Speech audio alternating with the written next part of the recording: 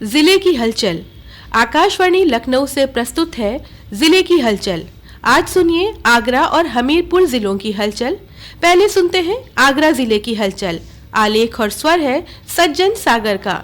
आगरा में पूर्व प्रधानमंत्री अटल बिहारी वाजपेयी के जन्म शताब्दी वर्ष समारोह के तहत जयपुर हाउस स्थित भाजपा जिला कार्यालय पर अटल बिहारी वाजपेयी के जीवन पर आधारित प्रदर्शनी का आयोजन किया गया। प्रदर्शनी का उद्घाटन कृषि मंत्री सूर्य प्रताप शाही और महिला कल्याण एवं बाल विकास मंत्री बेबी रानी मौर्य द्वारा फीता काट कर किया गया। प्रदर्शनी में अटल बिहारी वाजपेयी के राजनीतिक जीवन से जुड़े संस्मरणों को प्रदर्शित किया गया। इस अवसर पर अटल बिहारी वाजपेयी से जुड़ी यादों और उनके कार्यों का उल्लेख करते हुए उनके संदेशों पर चलने का संकल्प लिया गया। कार्यक्रम को संबोधित करते हुए कृषि मंत्री सूर्य प्रताप शाही ने कहा कि भारत रत्न अटल बिहारी वाजपेयी ने सुशासन का संदेश दिया था, इसलिए उनकी जन्म जयंती सुशासन दिवस के रूप में मनाई जा रही है। ये भारत रत्न देश के पूर्व प्रधानमंत्री, भारतीय जनसंघ से भारतीय जनता पार्टी तक के वरिष्ठतम नेता श्रद्धेय अटल बिहारी वाजपेयी जी की जन्म की शताब्दी समारोह मनाई जा रही है। अटल जी ने सुशासन का संदेश दिया था। नरेंद्र मोदी जी की सरकार ने उनके जन्मदिन को सुशासन दिवस के रूप में पूरे देश में मनाने का आह्वान किया। मुख्यमंत्री योगी आदित्यनाथ जी ने एक सप्ताह तक इस कार्यक्रम का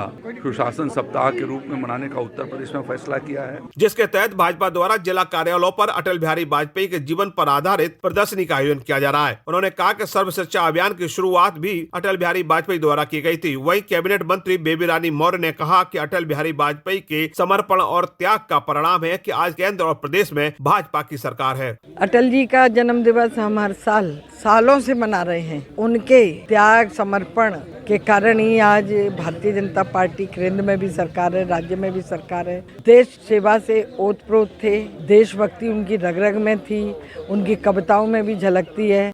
आगरा में विगत दिनों भारतीय जनता पार्टी में संगठन चुनाव की प्रक्रिया को आगे बढ़ाने के लिए क्षेत्रवार बैठकों का आयोजन किया गया। इसी के तहत आगरा में फतेहाबाद मार्ग स्थित त्रिवेणी गार्डन में भारतीय जनता पार्टी ब्रज क्षेत्र के संगठन चुनाव पर्व 2024 की कार्यशाला का आयोजन किया गया। कार्यशाला में ब्रज क्षेत्र के मंडलों और जिलों की चुनाव प्रक्रिया को लेकर आगे की रणनीति पर मंथन किया गया। कार्यशाला में कृषि मंत्री सूर्य प्रताप शाही, पिछड़ा वर्ग कल्याण एवं दिव्यांगजन सशक्तिकरण मंत्री नरेश कश्यप, मुख्य अतिथि प्रदेश से प्रभारी संजय भाटिया, क्षेत्रीय अध्यक्ष ब्रज क्षेत्र दुर्ग विजय सिंह शाक्य, ब्रज क्षेत्र चुनाव अधिकारी हरीश ठाकुर सहित ब्रज के सभी जिलों के पर्यवेक्षक, जिला प्रभारी, जिला अध्यक्ष, जिलों के चुनाव अधिकारी, सह चुनाव अधिकारी, सभी मंडलों के चुनाव अधिकारियों द्वारा भाग लिया गया। कृषि मंत्री सूर्य प्रताप शाही ने कहा कि भाजपा में बूथ समिति से लेकर प्रदेश स्तर के संगठन का निर्माण किया जाना है। इसी को लेकर कार्यशाला में चर्चा की गई है। वहीं ब्रज क्षेत्र अध्यक्ष दुर्विजय सिंह शाक्य ने कहा कि हर 6 वर्ष बाद भाजपा संगठन की चुनाव प्रक्रिया होती है। इसी के तहत पुरानी सदस्यता को शून्य घोषित कर नई सदस्यता कर नए संगठन का निर्माण किया जाना है। प्रधानमंत्री नरेंद्र मोदी द्वारा महिलाओं को स्वावलंबी बनाने के लिए विगत दिनों भारतीय जीवन बीमा निगम की बीमा सखी योजना का पानीपत में शुभारंभ किया गया। इसी को लेकर आगरा के संजय पैलेस स्थित भारतीय जीवन बीमा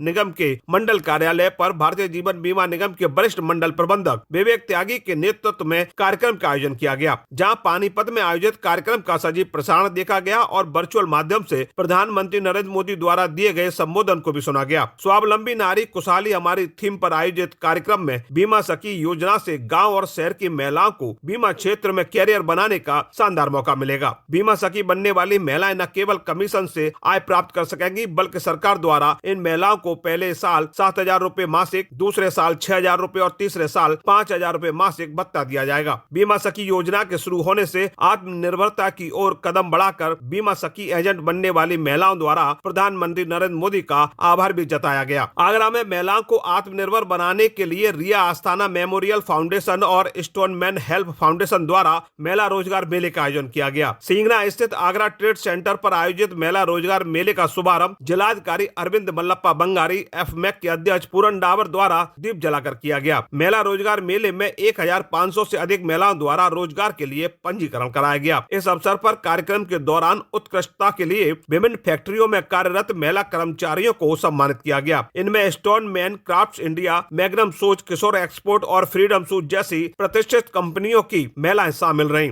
विगत दिवस भारत दौरे पर आए जापान के यामानाशी प्रांत के गवर्नर कोटारो नागासाकी लखनऊ में मुख्यमंत्री योगी आदित्यनाथ से मुलाकात करने के बाद प्रतिनिधि मंडल के साथ ताजमहल का दीदार करने के लिए बीते मंगलवार को ताजनगरी आगरा पहुंचे, जहां उन्होंने 25 दिसंबर की सुबह ताजमहल का जमकर दीदार किया। ताज दीदार के दौरान गवर्नर कोटारो नागासाकी ने अपने मोबाइल फोन से ताज के फोटो खींचे और डायना बेंच पर बेटे और प्रतिनिधिमंडल के साथ फोटो सेशन भी कराया। आगरा जिले की हलचल के बाद आइए सुनते हैं हमीरपुर जिले की हलचल। आलेख और स्वर है शिव कुमार सेठी का। महाकुंभ 2025 को लेकर प्रयागराज को जहां दुल्हन की तरह सजाया जा रहा है, वहीं जनपद हमीरपुर की दीवारों में भी विभिन्न प्रकार की वॉल पेंटिंग करके लोगों को महाकुंभ का दीदार कराने का प्रयास किया जा रहा है।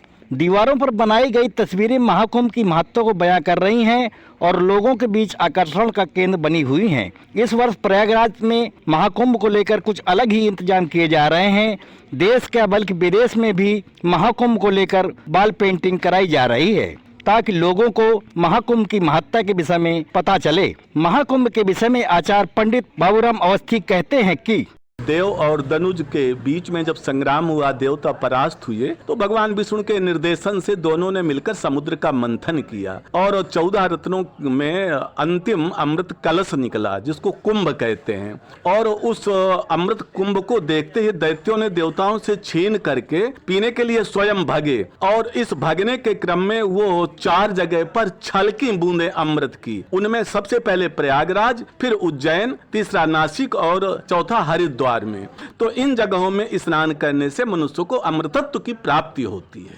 जनपद हमीरपुर में प्रशासन आपके द्वारा अभियान के तहत गांव में चौपाल लगाकर अधिकारी ग्रामीणों की पेयजल, विद्युत की अघोषित कटौती, राशन कार्ड न बनने, पेंशन न मिलने, प्रधानमंत्री किसान सम्मान निधि का लाभ न मिलने, खाद की परेशानी, नहरों का टेल तक संचालन न होने जैसी विभिन्न समस्याओं को सुन रहे हैं और उनका निराकरण करने के निर्देश संबंधित विभागाध्यक्षों को दिए जाते हैं और साथ ही साथ केंद्र व प्रदेश सरकार के संचालित जन कल्याणकारी योजनाओं की जानकारी देने के साथ पात्र व्यक्तियों को चयन कर अंतिम छोर पर खड़े व्यक्ति को योजना से लाभान्वित कराने की कार्रवाई भी कर रहे हैं। उप जिलाधिकारी अभिमन्यु कुमार ने बताया कि तहसील क्षेत्र की ग्राम पंचायतों में चौपाल लगाकर सभी विभागों की शिकायतों को सुनकर उनका समाधान कराया जा रहा है। सरकार की इस पहल को ग्रामीण अंचल में प्रशासन आपके द्वारा नाम दिया गया है, जिससे ग्रामीणों को घर बैठे उनकी समस्याओं का हल हो रहा है और सरकारी योजनाओं की जानकारी के साथ पात्र व्यक्तियों को लाभ भी मिल रहा है।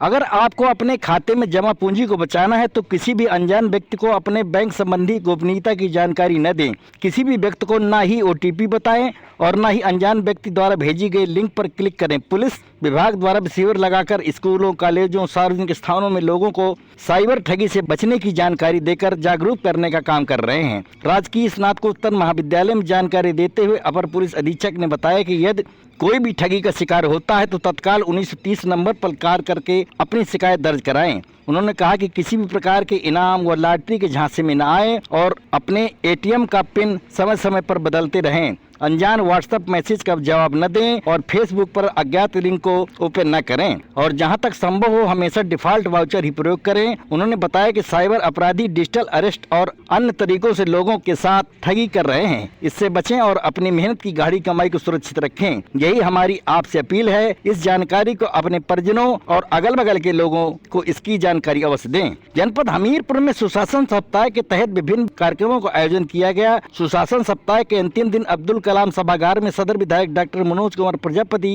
की अध्यक्षता में जिला स्तरीय कार्यशाला का आयोजन किया गया, जहां 70 वर्ष से अधिक के उम्र वाले अधिवक्ताओं को आयुष्मान कार्ड वितरित किए गए और 25 भूमिहीनों को 80 वर्ग मीटर के आवासीय भूमि पट्टे के अधिकार पत्र दिए गए और सर्दी से बचाव हेतु कंबल दिए गए। जेल की दीवारें महापुरुषों के बोल वचनों और तस्वीरों से कहानियां बयां कर रही हैं। जिला कारागार के जेलर KP चंदीला ने बताया कि जेल परिसर की दीवारों, जेल के अंदर बने भोजनालय के आने जाने वाले रास्तों पर विभिन्न प्रकार के स्लोगन, सूक्त महापुरुषों की तस्वीरों को तैयार किया गया है। आर्ट गैलरी में ब्रिटिश हुकूमत से देश को आजाद कराने वाले सुभाष चंद्र बोस, महात्मा गांधी, चंद्रशेखर आजाद, भगत सिंह, राजगुरु, सुखदेव, बटुकेश्वर दत्त, अशफाक उल्लाह खां के साथ साथ चाणक्य, विवेकानंद, तुलसीदास, सरदार वल्लभ भाई पटेल, लाल बहादुर शास्त्री और डॉक्टर भीमराव अम्बेडकर के चित्र तैयार किए गए हैं और उनकी सूक्तियों को लिखा है जो अन्य बंदियों को कुछ अच्छा करने के लिए प्रेरित कर रही है। इन सूक्तियों और वाक्यों को पढ़ाया जाता है। उन्होंने बताया कि महिला बैरकों में भी अच्छा कार्य करने वाली वीरांगना महारानी लक्ष्मीबाई, मदर टेरेसा, राज्यपाल आनंदीबेन पटेल, राष्ट्रपति द्रौपदी मुर्मू की तस्वीर बनाई गई है जो महिला बंदियों को जागरूक कर रही हैं।